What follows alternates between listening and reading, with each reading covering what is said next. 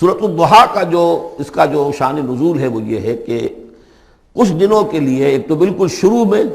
جو رک گئی تھی فترت وحی، اس کے علاوہ پھر ایک موقع آیا ہے کہ کچھ عرصے کے لیے بہت دن گزر گئے حضرت جبرائیل نہیں آئے، اور آپ کے اوپر ایک شدید قسم کی جو ہے وہ پریشانی طاری ہو گئی۔ کچھ لوگوں نے بھی طعنہ دینا شروع کر دیا، کچھ عرصے سے محمد تم نے کوئی نئی وحی نہیں سنائی، کیا ہوا تمہارا شیطان کیا چلا گیا بس؟ اب کوئی ایسا بھی بتایا گیا کہ ایک دفعہ کہیں متواتر کئی راتوں تک آپ رات کو اٹھے نہیں، تو کہا وہ تمہارا شیطان تمہیں چھوڑ گیا ہے۔ کوئی ساتھ کے رہنے والی عورت جو تھی کہ رات میں نے سنی نہیں تمہاری کوئی پڑھنے کی جو تم پڑھا کرتے تھے، شاید شیطان تمہیں چھوڑ گیا ہے۔ خود آپ کو جس قدر ایک اشتیاق رہتا تھا کہ وہی آئے اور آپ کی وہ روح کو جو ہے مزید اور غذا اور تر و تازگی جو ہے وہ مسلسل ملتی رہے، اس کی وجہ سے یہاں تک آتا ہے کہ حضور فرماتے کہ اس درجے میں رنج اور غم میں تھا کہ میں سوچتا بربنائے طب بشری، اس درجے حضور کے اوپر جو ہے یہ شاخ گزر رہا تھا کہ وہی کیسے بند ہو گئی۔ اور اس میں یہ بھی تھا کہ اللہ ناراض تو نہیں ہو گیا، کیا مجھ سے کوئی خطا تو ایسی نہیں ہو گئی، یہ سبب کیا ہوا ہے؟ یہ ہے وہ کیفیت کہ جس کے اندر یہ آیتیں نازل ہو رہی ہیں۔ اور اب آپ اس کو سمجھ لیجئے کہ اس کا نفسیاتی اور انسان کی باطنی کیفیات کے ساتھ کیا تعلق ہے۔ انسان پر دو طرح کی کیفیات طاری ہوتی رہتی ہیں، جیسے میں نے پہلے ایک دفعہ آپ کو بتایا صدیق اور شہید کے درمیان جو فرق ہے بنیادی، کہ کچھ بنیادی طور پر لوگ ایکسٹروورٹس ہوتے ہیں، کچھ بنیادی طور پر انٹروورٹس ہوتے ہیں۔ ایکسٹروورٹس کھیل کود بھاگ دوڑ، لوگوں سے ملنا جلنا، گفتگو ہے، اسے دھکا دے دیا اس سے مذاق کر لیا، اسی میں وہ خوش رہتے ہیں، بڑے مگن رہتے ہیں، تنہائی انہیں کاٹ کھانے کو دوڑتی ہے۔ اور ایک انٹروورٹس ہوتے ہیں کہ وہ مجلس وغیرہ کو نہیں، وہ تو اپنے تنہائی میں کہیں بیٹھے ہیں، غور و فکر کر رہے ہیں، سوچ بچار کر رہے ہیں، انہیں وہ مجلس سے زیادہ اپنا گوشہ تنہائی جو ہے وہ زیادہ عزیز ہوتا ہے۔ تو یہ دو مزاج اللہ نے بنائے ہیں۔ اسی طرح ہر انسان کے اوپر آلٹرنیٹلی کچھ کیفیات آتی ہیں جس کو ہم کہتے ہیں میرا موڈ آف ہے، ایک طرح کا قبض سا ہو جاتا ہے طبیعت میں بندش سی ہوتی ہے، کسی وقت اسی شخص کے اندر پھر انشراح سا ہو جاتا ہے، پھر ہنسنے بولنے کو جی چاہتا ہے، گفتگو کرنے کو جی چاہتا ہے۔ تو یہ کیفیت جب انسان کی روحانی زندگی سے متعلق ہو جائے تو اس کو پھر صوفیہ نے نام دیا قبض اور بسط۔ کبھی طبیعت میں انشراح ہے، انبساط ہے، طبیعت جو ہے وہ آمادہ ہے، ہر چیز میں روشنی کا پہلو آدمی دیکھ رہا ہے، ہر چیز کے اندر آپ کو معلوم ہے ایک تاریک رخ بھی ہوتا ہے کسی معاملے کا اور روشن رخ بھی ہوتا ہے، اس وقت انسان روشن رخ کو دیکھتا ہے۔ اور ایک وقت میں آتا ہے کہ طبیعت میں بندش سی لگ گئی ہے، جیسے اندر کوئی پکڑ لیا کسی نے، اب طبیعت جو ہے وہ بھی اپنے اندر وہ انقباض محسوس کر رہی ہے، اور پھر آدمی پیسیمسٹک ہو جاتا ہے، نا امید سا ہوتا ہے، پھر اسے ہر معاملے کا تاریک پہلو زیادہ نظر آنے لگتا ہے۔ تو یہ قبض اور بسط کی کیفیات ہیں۔ جب کبھی قبض کی کیفیت ہو، قاضی ثناء اللہ پانی پتی رحمۃ اللہ علیہ نے تفسیر مظہری میں لکھا ہے کہ قبض کی کیفیت میں اس صورت کا پڑھنا تریاق ہے،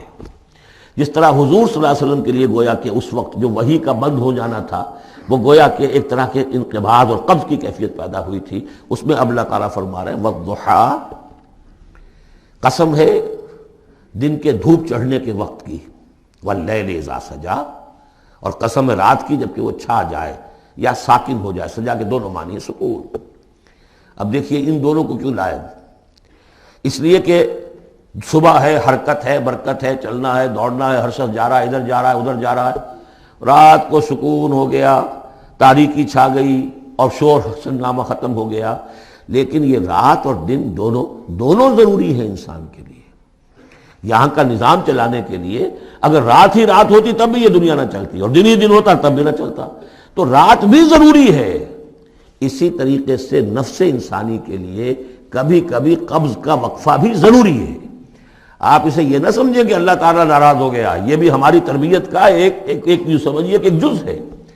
ما ودعک ربک وما قلی،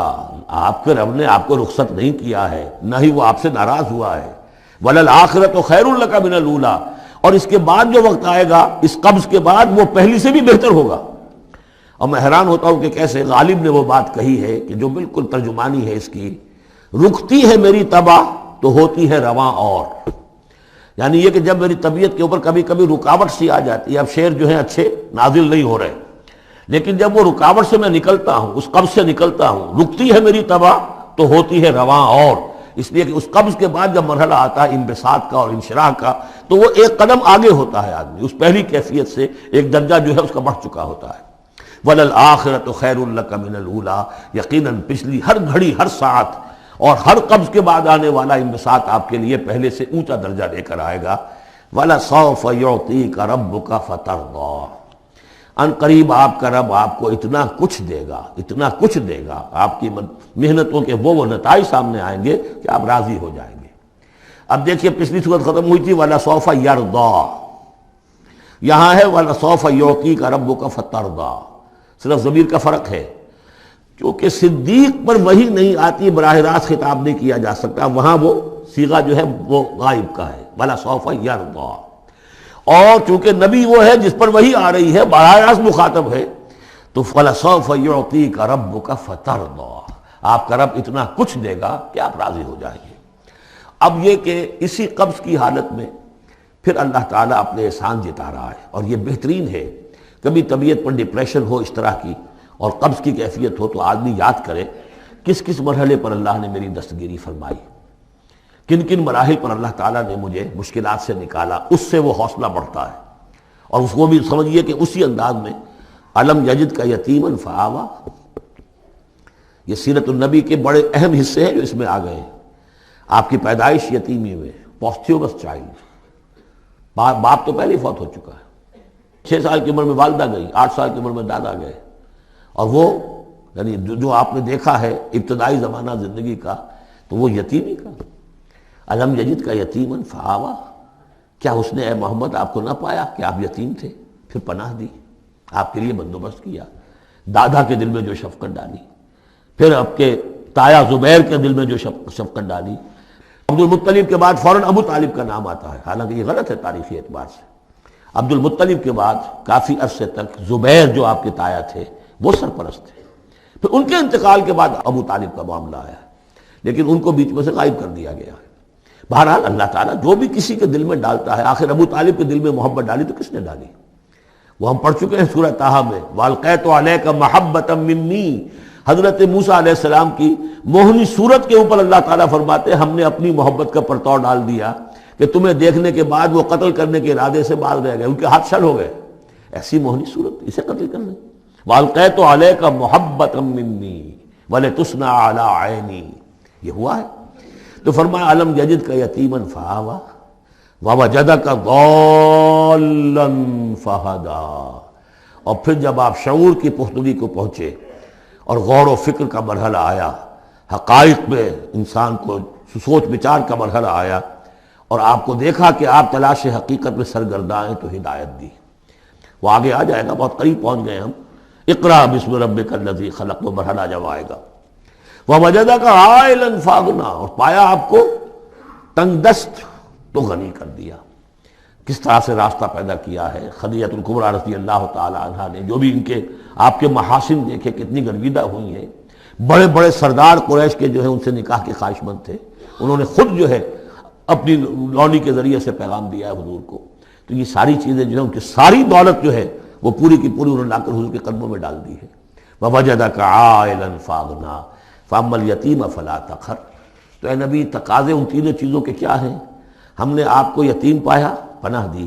اب آپ بھی یتیم کے سرپرستی کیجئے، کسی یتیم کو اس کے اوپر کوئی جبر نہ ہو، سختی نہ ہو۔ وَأَمَّا السَّائِلَ فَلَا تَنْهَرْ، اور آپ جب کہ تلاش حقیقت میں سرگرداں تھے تو ہم نے آپ کو ہدایت دی، اسی طریقے سے اب آپ کو بھی کوئی شخص سائل بن کر آپ کے پاس آئے سوال کرے، اسے جھڑکنا نہیں ہے۔ اسے جو بھی سائل دونوں طرح کے ہوتے، سوال کرنے والا کوئی علمی سوال اور سوال کرنے والا کوئی مالی مدد کے لیے۔ وَأَمَّا بِنِعْمَةِ رَبِّكَ فَحَدِّثْ، اور جو ہدایت تمہیں دی ہے ہم نے اب اسے عام کرو، یہ نعمت ہے، آپ کے رب کا انعام ہے، یہ ہدایت جو آپ کو عطا ہوئی ہے اس کو بیان کرو۔ اس کے بیان کرنے میں یہ بھی ہے کہ اللہ کے انعامات کا چرچا انسان کرے اس کا شکر ادا کرنے کے لیے، اور یہ بھی ہے کہ اس کو پھیلائے اور عام کرے، دوسروں تک پہنچائے، ورنہ وہ بخل ہو جائے گا کہ وہ دولت جو ہے ہدایت کی اس کو آدمی صرف اپنی ذات تک محدود رکھے اور اس کا جو خیر ہے وہ دوسروں تک نہ پہنچائے۔